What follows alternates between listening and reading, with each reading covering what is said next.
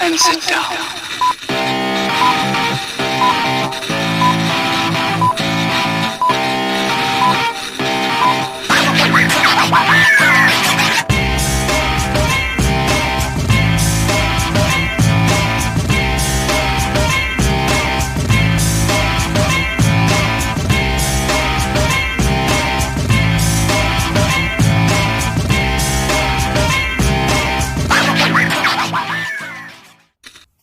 Hello again, everybody, and welcome to another edition of the Rural Report. And today, if you notice the title, we're going to talk about something that I call the prepper fatigue. It's not something I've come up with. I've been around in the community for a while, but it's something that I felt that recent conversations that I've had with some other people that's been in contact with me is starting to become an issue that I see that may need to be addressed. Before I get into that real quick, move my beard. I don't know if you guys can see that or not, but shout outs to a certain somebody that got me this nice shirt for the channel. But if you guys are anything like most of the people in our community, the one thing that is very important is intel or intelligence. You have to gather what is going on. Not only what's going on in your community, your state, your country, but as far as what's around the world.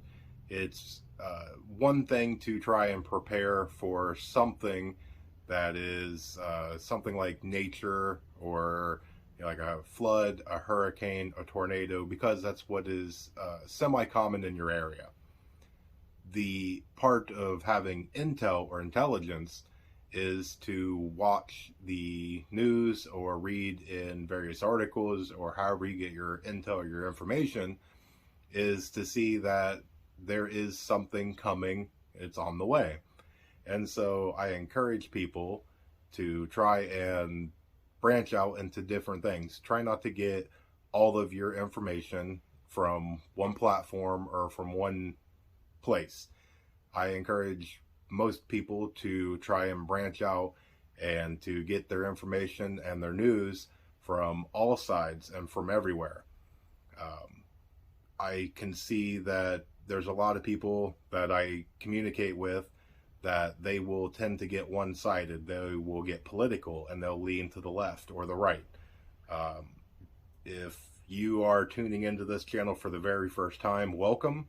But I will tell you right now that it's going to be very, very rare, if at all, that this channel ever gets political.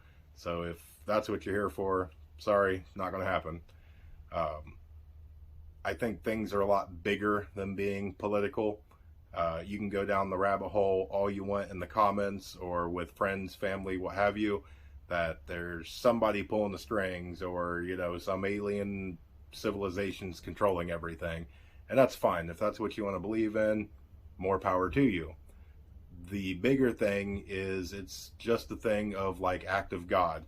If you have a tornado or a hurricane, a flood, anything along those lines, it's not really what's behind it. It's the fact that it's either on its way or you're currently living in it. And so the way that I try and do is to try and look at things and to come up with a game plan of the things that are coming, so that way you can prepare more geared towards a specific thing, and in a relative calm peace time that you can prepare for a generalized thing.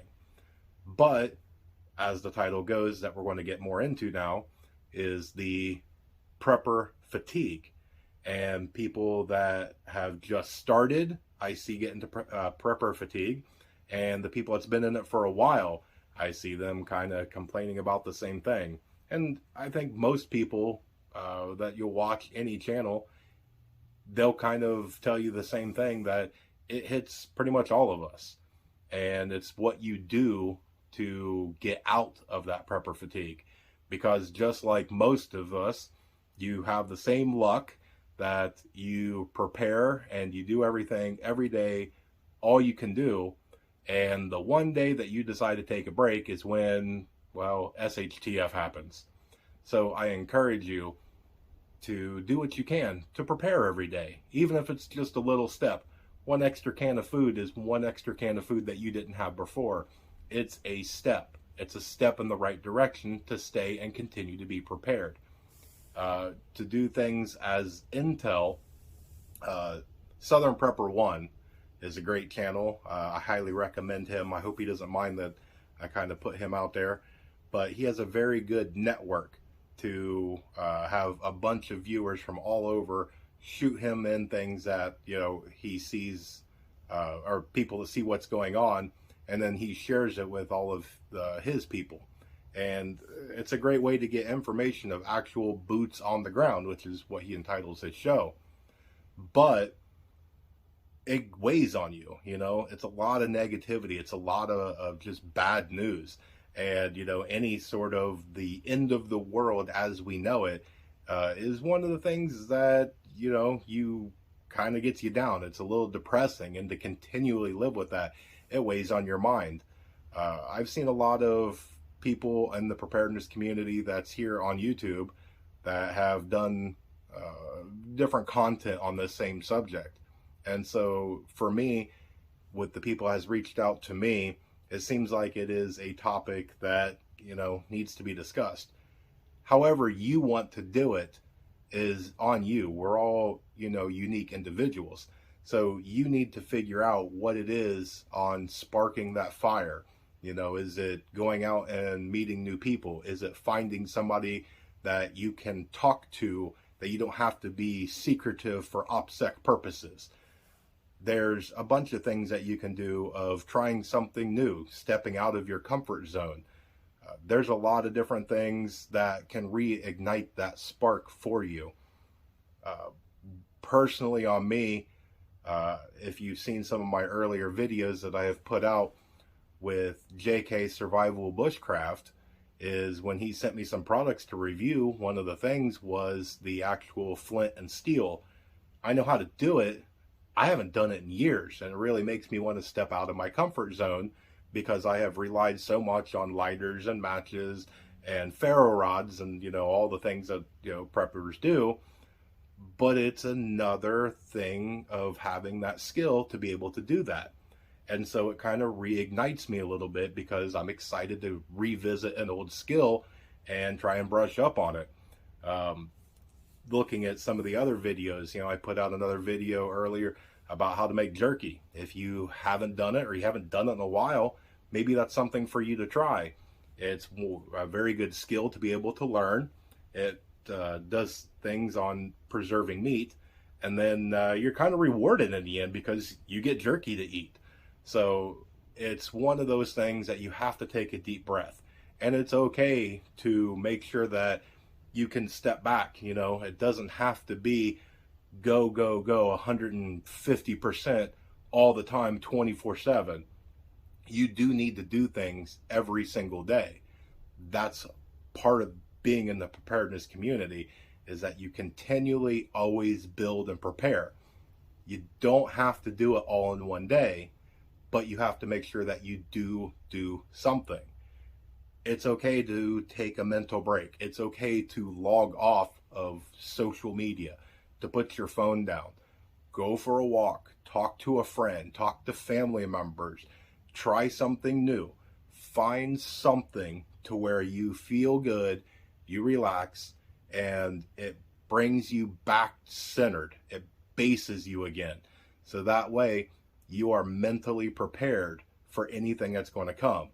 With all the things in the news between banking and different military operations, and this country doesn't like that country, and financial and CBDC, and all the things near and far that seems to just always come all the time straight at us every single day. Take a deep breath, focus on you, focus on your family and your loved ones, and just take it step by step.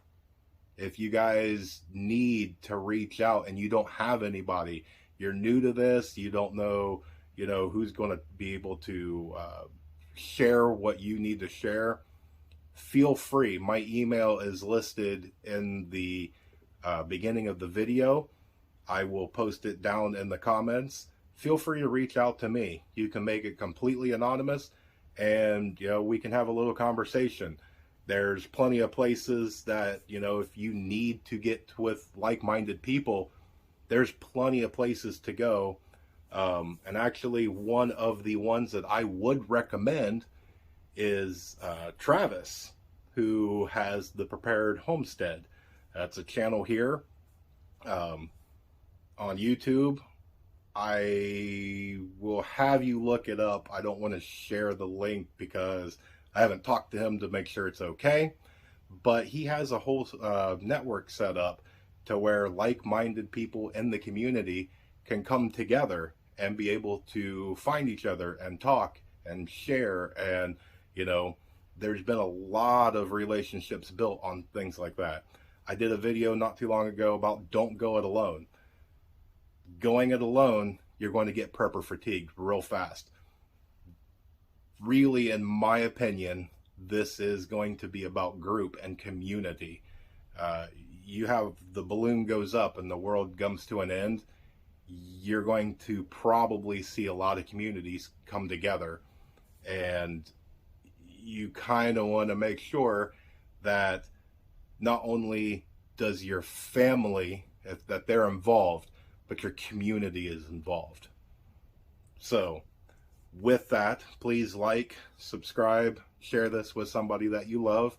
Make sure that you are reaching out to people, checking on people. These are hard times that we're living in, and to be honest, I think harder times kind of lie ahead. So with that, I will tell you guys, feel free to throw some things down in the comments. Reach out to me if you need to. But remain united. We're all prepping in this together.